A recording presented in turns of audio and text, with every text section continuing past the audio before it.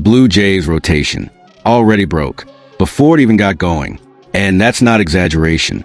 This is the kind of start that completely shifts the direction of a team that, on paper, looked ready to compete. Cody Ponce is out for the year. First start, and that was it. Torn ACL. Done. Trey Yesovich barely got started.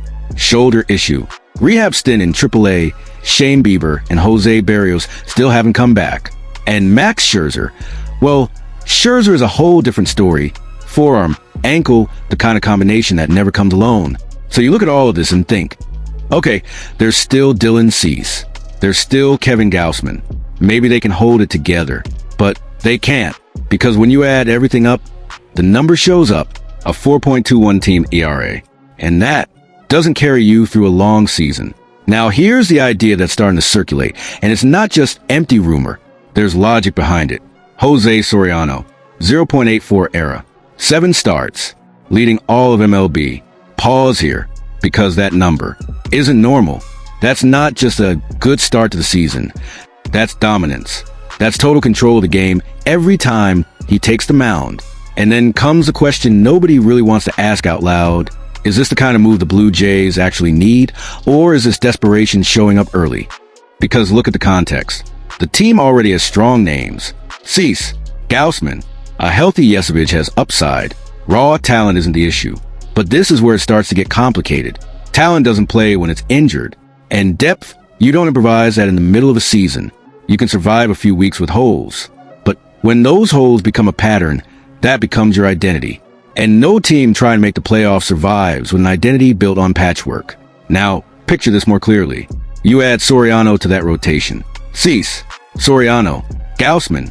Suddenly, it's not a rotation trying to survive anymore. It's a rotation that dictates games. And that changes everything. Series momentum, bullpen pressure, lineup rhythm. Even the team's mindset shifts when a starter takes the mound in full control.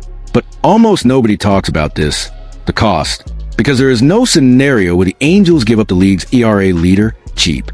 Especially if, like suggested, his name really starts circulating near the trade deadline. There won't be a shortage of suitors.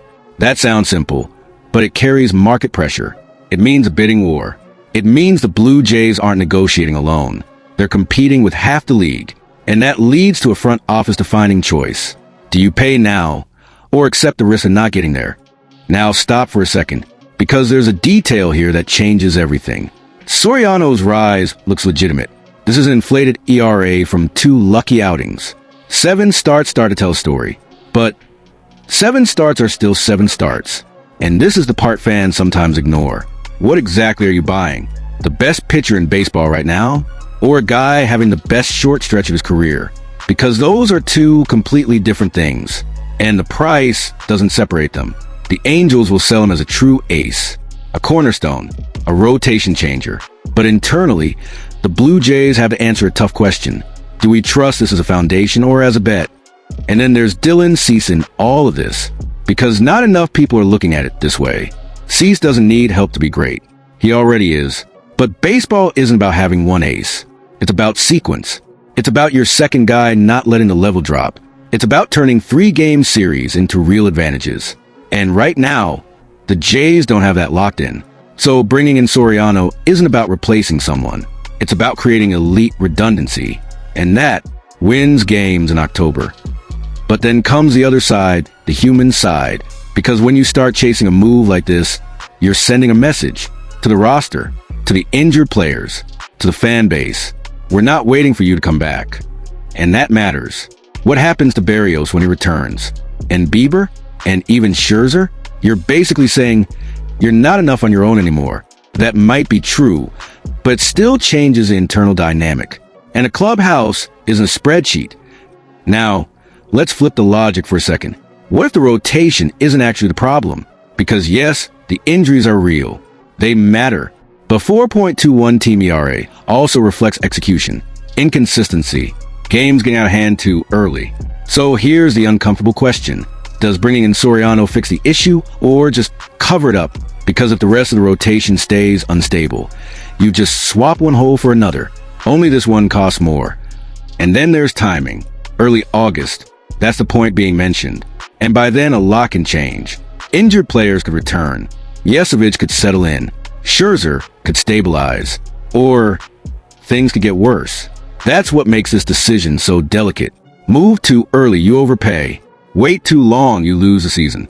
There's no comfortable middle ground here. And in the middle of all this, the fans. Because Blue Jays fans have seen this before. Talent on paper. High expectations. Problems showing up along the way. And front office decisions that define everything. You can already imagine the reaction. Part of the fan base will push for full aggression. Go get Soriano. We can't waste another year. Another part will question it. Are we really giving up prospects for 7 dominant starts? And analysts will split too, because this kind of trade is never unanimous. So let's simplify all of this, no fluff. What do the Blue Jays gain? An immediate dominant arm, a potential top 2 starter, short-term stability, and a much higher playoff ceiling. What do they lose?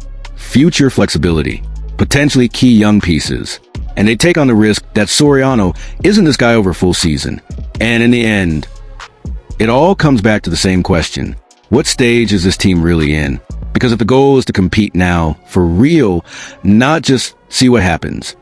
This is exactly the kind of move teams make. Aggressive, risky, expensive, but aligned with real ambition. If the idea is still to build weight, trust the injured players to return, then it doesn't make sense. But looking at this rotation right now, waiting feels like a luxury. And luxury is something a team with a 4.21 ERA doesn't usually have. So that's where it stands. Soriano isn't just a trade target. He's a test of ambition, of market awareness, and most of all, of courage. Because a move like this, there's no going back. If it works, you change the trajectory of the season. If it doesn't, you're going to remember those 7 starts for a long time. So would you make that move right now?